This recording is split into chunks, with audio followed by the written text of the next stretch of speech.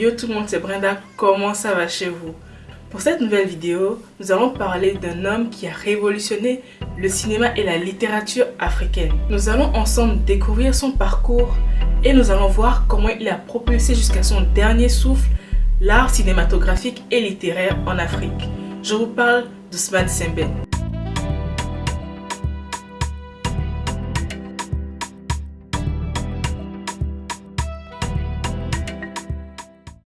De nos jours, Ousmane Sembène est considéré comme le père du cinéma africain et l'un des plus grands auteurs-écrivains.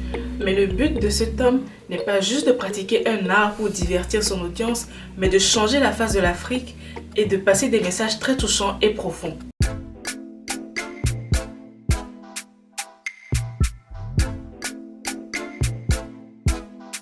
Sembène est né le 1er janvier 1923 à Ziguinchor dans la Casamance au sud du Sénégal. De ses 8 à 13 ans, il change beaucoup d'écoles et exerce aussi les métiers de maçon et mécanicien tout en s'intéressant aussi au cinéma. D'ailleurs, le film Les Dieux du Stade, qui est sorti en 1936 et réalisé par Leni Riefenstahl, le marque énormément. En février 1942, après l'arrivée du général de Gaulle au Sénégal, Ousmane est mobilisé par l'armée française et doit intégrer les tirailleurs sénégalais. C'est ce rôle qui explique la présence d'un tirailleur sénégalais dans certaines de ses œuvres, comme le film Camp de Thiaroye et Niayes.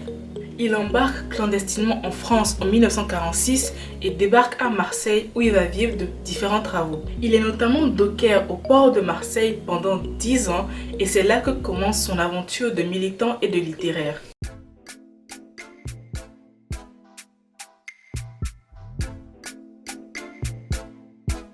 Ousmane s'intéresse réellement à la littérature et à l'écriture quand il commence à militer contre les guerres. Il adhère à la CGT et au PCF qui lui donnent accès aux bibliothèques et à des cours qui lui permettent de se cultiver et de développer des idéologies marxistes et militantes.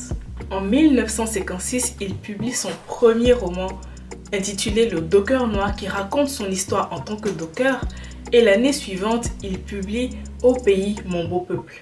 En 1960 est publié le livre Les bouts de bois de Dieu qui raconte les grèves des cheminots entre 1947 et 1948 sur la ligne de fer Dakar-Niger qui reliait les villes Dakar et Bamako.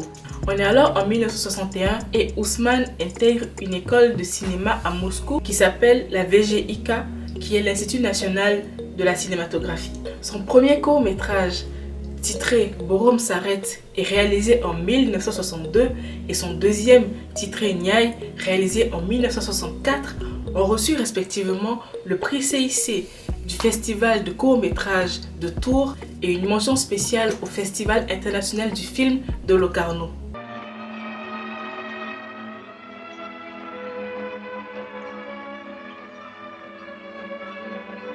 Hier c'était pareil. Avant-hier, c'était pareil. On travaille pour rien. Qu'est-ce que je veux dire à la maison? Qu'est-ce que je vais dire? Ma charrette, avec quoi je la paye maintenant?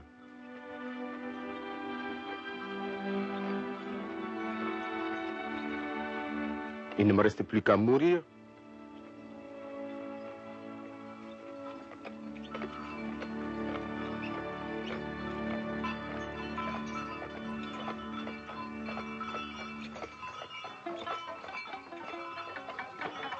En 1966, son premier long métrage et aussi le premier long métrage négro-africain sort et est titré La Noire 2.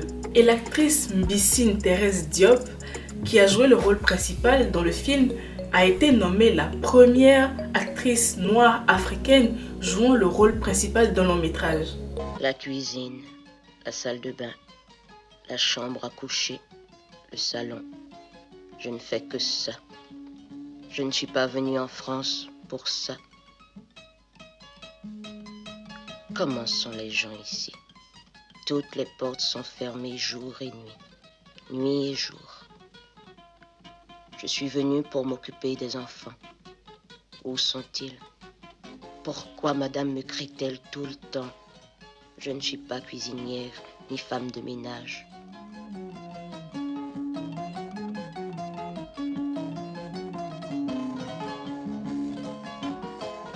En 1968, son chef-d'œuvre Le Mandat reçoit le prix de la critique internationale au Festival de Venise et il illustre parfaitement le phénomène de la nouvelle bourgeoisie sénégalaise apparue avec l'indépendance.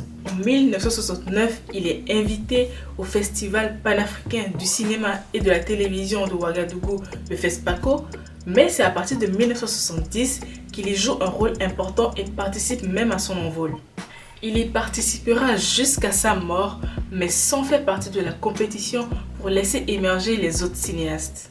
On est alors en 1979 et son film Sédó est interdit au Sénégal par le président Léopold Sédar Senghor parce que le gouvernement sénégalais ne voulait pas froisser les autorités religieuses, notamment musulmanes. L'œuvre raconte la révolte vers la fin du XVIIe siècle des Sédó qui sont de vaillants guerriers avec des convictions animistes qui refusaient de se convertir à l'islam ou au christianisme.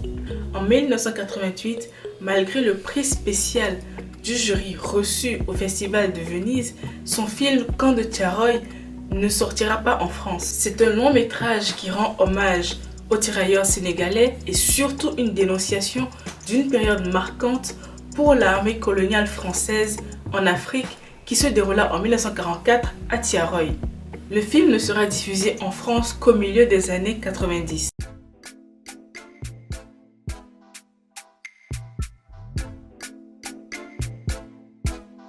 Ousmane Sembène avait à cœur de véhiculer à travers son art ses convictions et ce peu importe les conséquences politiques que cela pouvait entraîner. Il milite contre la guerre en Indochine et pour l'indépendance de l'Algérie. Il a voulu se lancer dans le cinéma pour atteindre les non-lecteurs qui sont très nombreux en Afrique et pour donner une image de l'Afrique à travers les danses, les masques et les représentations. Comme on a pu le voir dans la précédente partie, les œuvres cinématographiques et littéraires d'Ousmane ont toujours eu des messages forts, tranchants, sans filtre et profonds. Il avait à cœur de dénoncer, d'exposer et de dévoiler au monde les vraies problématiques que rencontraient les Africains et qu'ils rencontrent peut-être encore aujourd'hui. Il a réussi à travers ses films et ses livres à ouvrir les yeux à des millions de personnes et à se faire entendre. Ousmane Sembène n'est pas seulement un artiste, c'est un militant qui s'est levé et s'est battu pour son peuple jusqu'à sa mort. Alors c'est la fin de cette vidéo, j'espère qu'elle vous aura plu. Si c'est le cas, mettez un like, mettez aussi un commentaire pour dire ce que vous pensez d'Ousmane Sembène. Dites-moi de quelle autre icône de la musique ou du cinéma africain vous voulez que je parle dans les prochaines vidéos. Et on se dit à bientôt. Est-ce que vos films sont bien compris en Europe? Non mais mettons-nous bien ça dans la tête. Moi, l'Europe n'est pas mon centre. L'Europe est une périphérie de l'Afrique. Vous voyez, ils sont restés plus de 100 ans chez moi, ils n'ont pas parlé ma langue, je parle leur langue. L'avenir, pour moi, l'avenir ne dépend pas d'être compris par l'Europe. Je souhaiterais qu'ils me comprennent, mais ça ne me fait absolument rien. Si vous prenez la carte de l'Afrique, géographiquement, vous pouvez mettre l'Europe et l'Amérique, il nous resterait encore de la place. Pourquoi voulez-vous que ce tropisme, vous savez, le tropisme, pourquoi voulez-vous que je sois comme le tournesol qui tourne autour du soleil? Je suis moi-même le soleil.